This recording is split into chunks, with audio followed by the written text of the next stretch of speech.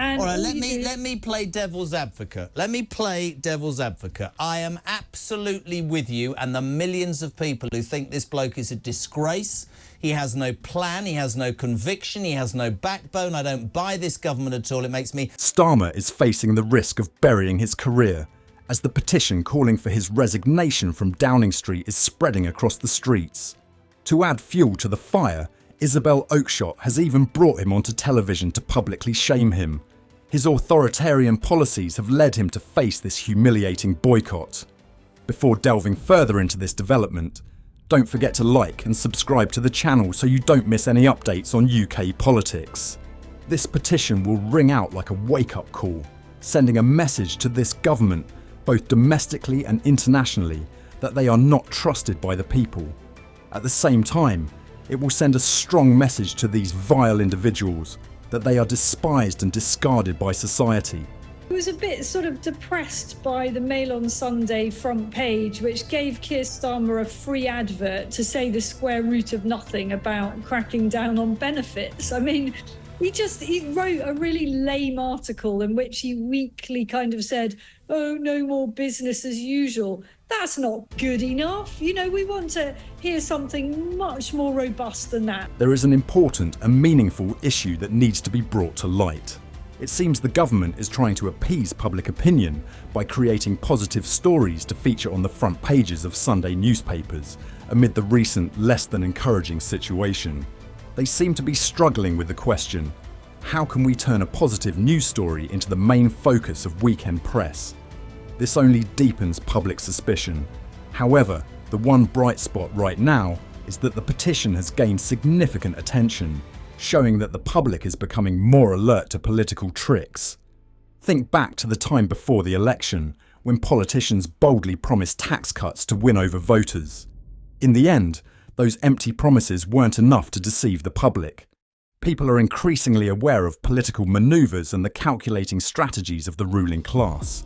At present, a fragile hope is emerging. As life in the UK becomes increasingly harsh, this could serve as a catalyst for awakening. It doesn't necessarily have to be a violent uprising, but rather the rise of a collective will yearning for real change.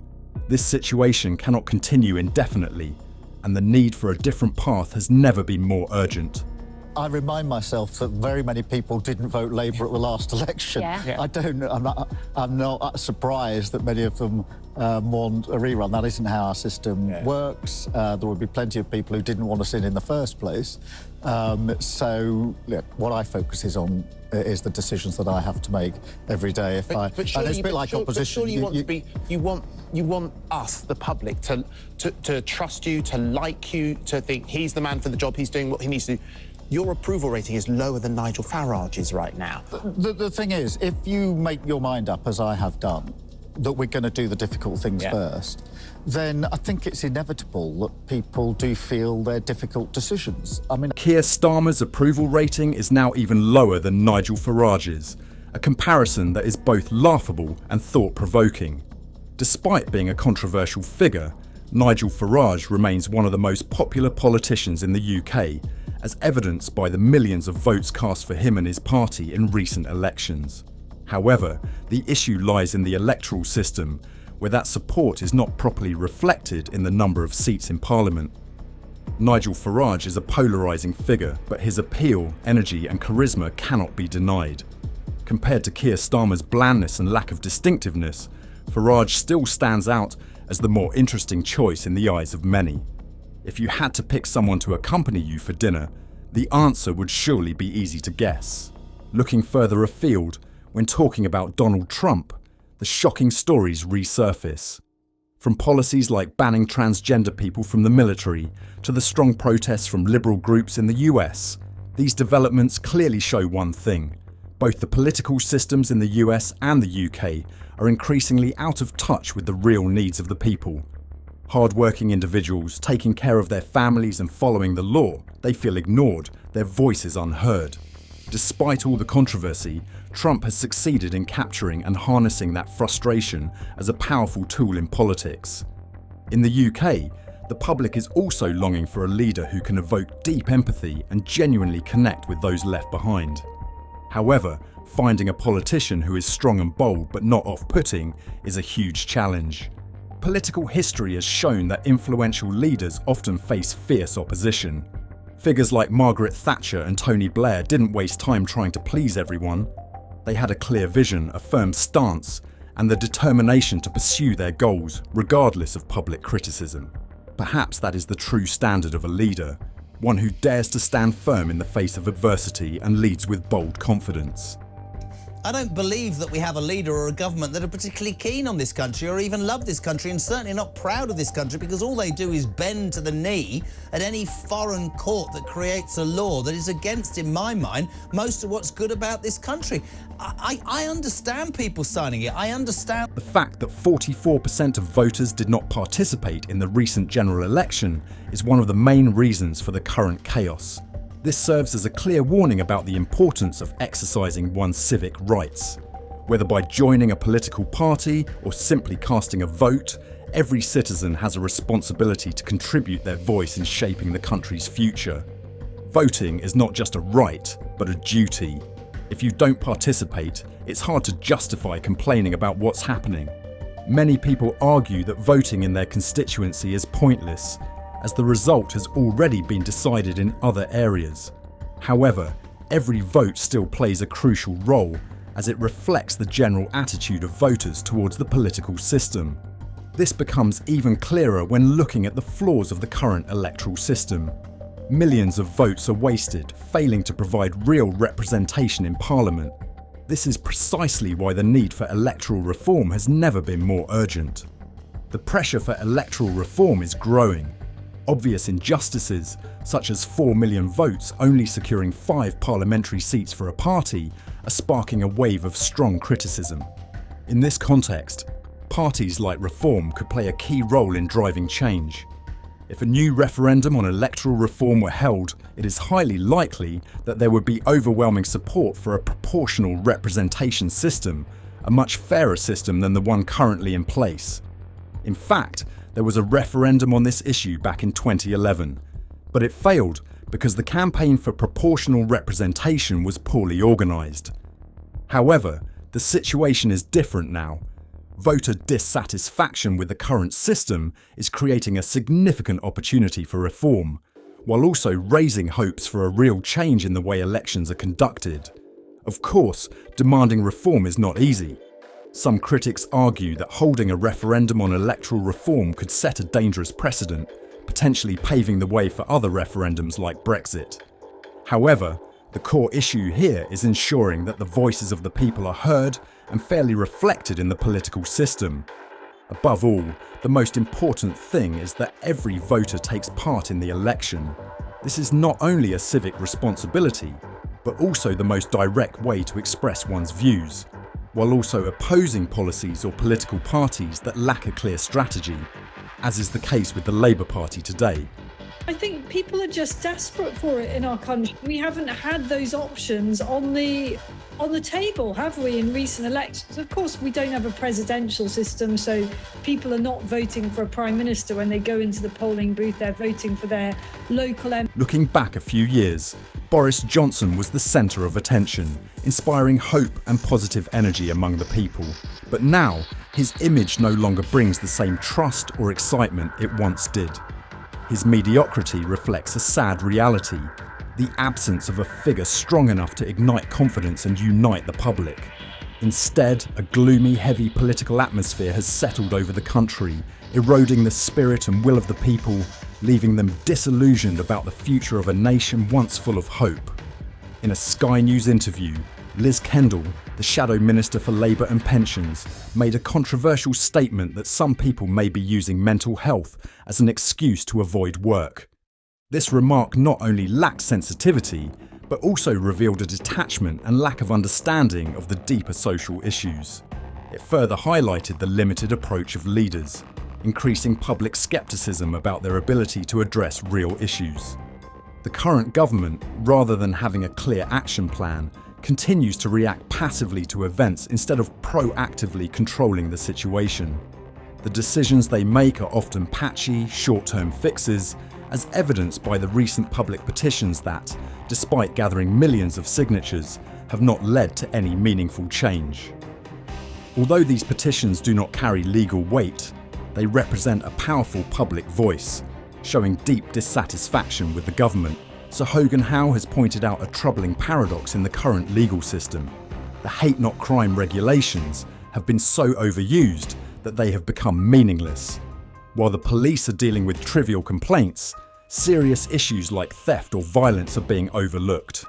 This not only reduces the effectiveness of the system, but also erodes the public's trust in law enforcement. Furthermore, those in power seem deliberately intent on concealing their true intentions. If they openly stated their plans, such as prioritising the interests of certain minority groups, forcing the country back into the EU, or continuing to shoulder unreasonable costs, they would certainly not receive the approval of the majority. This lack of transparency makes the public feel betrayed, as they are left in the dark about where these unclear decisions will lead the country. The current situation is not just worse than when the Conservative Party first took power, but has escalated into a full-blown crisis. The majority of people realise that the government no longer aligns with the expectations and general sentiments of society. Illogical policies such as spending billions in compensation for the consequences of the Industrial Revolution or abandoning strategic territories like the Chagos Islands only increase public outrage. Yet, the government continues to ignore the warnings from the public. The reform movement, which needs to be strongly promoted, has not achieved the results it deserves. The lessons from Brexit show that any decision made without broad consensus only deepens societal divisions rather than bringing the country closer to prosperity. Amid widespread discontent, Starmer, leader of the Labour Party, has emerged as a heavily criticised figure. Not only is he seen as lacking vision and strategy, but he also shows a clear disconnect from the real needs of the people. Rather than offering practical solutions, Labour under his leadership has only increased doubts about its capability. This could be their final opportunity to prove themselves, but with the current missteps, that hope seems increasingly distant. Clearly, the country needs a comprehensive reform to end the stagnation and restore trust. A political strategy for the common good and social unity is essential at this point. There is no time left for vague promises or half-baked policies. Decisive action is the only way to change the status quo and bring real hope to the nation. The issue of Brexit has seen a wave of strong opposition, especially from the public, who have continuously called for a truly decisive referendum. However, this comes with unforeseen dangers. Only when the losing side accepts the result can we say there has been a victory. But what is more crucial at this point is clarifying the nature of figures like Donald, someone highlighted by this petition. Donald is not only someone who controls the distribution of wealth, but also someone who pursues a harmful socialist system. As such, he has not hesitated to pour money into third world countries, investing in projects that provide no real benefit, such as wind turbines and waste processing plants, wasteful and unreasonable expenditures. Meanwhile, he has shown no hesitation in taking money from the wealthy, retirees and farmers, people who are already struggling to make ends meet. All these actions are clear signs of socialism, an ideology that has crippled many economies around the world. This is why strong internal change within the Conservative Party is needed, to bring about real reform that benefits the country instead of maintaining the current deadlock. We also cannot remain silent in the face of threats from left-wing forces. It is essential to unite all right-wing factions to vigorously and decisively oppose the schemes of Starmer and the Labour Party. Starmer is not only a man with no vision, but also an extremely dangerous individual who has no understanding of what he is doing. Although Labour is slowly weakening and nearing its end, they are using this final opportunity to push forward what they believe to be their rightful goals. These goals directly contradict the interests of the people and only bring harm to the country. This is the moment for everyone who cares about the nation's future to speak up and act. We cannot allow people like Starmer to continue holding influence. They will never be able to lead the country properly. Think about this, and if you agree with the views expressed, share your thoughts in the comments below. Only when we all unite and raise our voices can this discussion spread and attract wider attention. Silence is complicit in mistakes, and we cannot let that happen. Turning to another development, the Labour Party is set to announce an important plan next Tuesday. However, what is noteworthy is that this plan makes no mention of tightening sick pay, even though this is a crucial measure to address the challenges businesses are facing. Ministers have only committed to consulting next year on the possibility of cutting benefits, despite clear warnings that welfare spending could exceed £100 billion by 2030. Instead of taking immediate action to reduce spending, Labour has come up with a detailed plan that the public has long awaited. However, this plan focuses only on previously announced reforms to job centres and suggests giving more power to mayors in managing local employment issues. The noteworthy point in the plan is the proposal for a youth guarantee, meaning that those aged 18 to 21 who are unemployed will lose their benefits if they refuse work or training opportunities. This could be a political move aimed at creating an image of action without addressing the core issues. On Monday evening, the Conservative Party strongly reacted to this move, arguing that Labour ministers were deliberately dodging tough decisions related to sick pay. They didn't hesitate to criticise the announcement, calling it rearranging the deck chairs on the Titanic, implying that the measures put forward by Labour are merely symbolic actions that won't solve the serious problems facing society. This response comes amid fierce criticism Labour is facing from the business community, particularly over Rachel Reeves's budget and the decision to increase national insurance contributions for employers. These measures have raised concerns about the economy's ability to recover and grow. Helen Whately, the Secretary of State for Work and Pensions, was outspoken in her criticism of Labour, stating that their latest announcement shows that Labour still lacks the courage to make the tough but necessary decisions to implement welfare spending cuts. She pointed out, Labour has made no effort to honour their promise of saving £12 billion in welfare, as committed in their manifesto. They are even dodging making tough decisions about sick pay, which is crucial to ensure the long-term sustainability of the welfare system. She also stressed, to truly get people off the welfare system, the most important thing is to create jobs for them. However, Labour's budget only hinders growth, causing businesses to rethink hiring staff rather than encouraging them to create more jobs. What do people think about the issues we have discussed in today's video? Please leave your thoughts in the comments below. Don't forget to like and subscribe to the channel to stay updated on the latest political developments in the UK. Thank you all and see you in the next videos.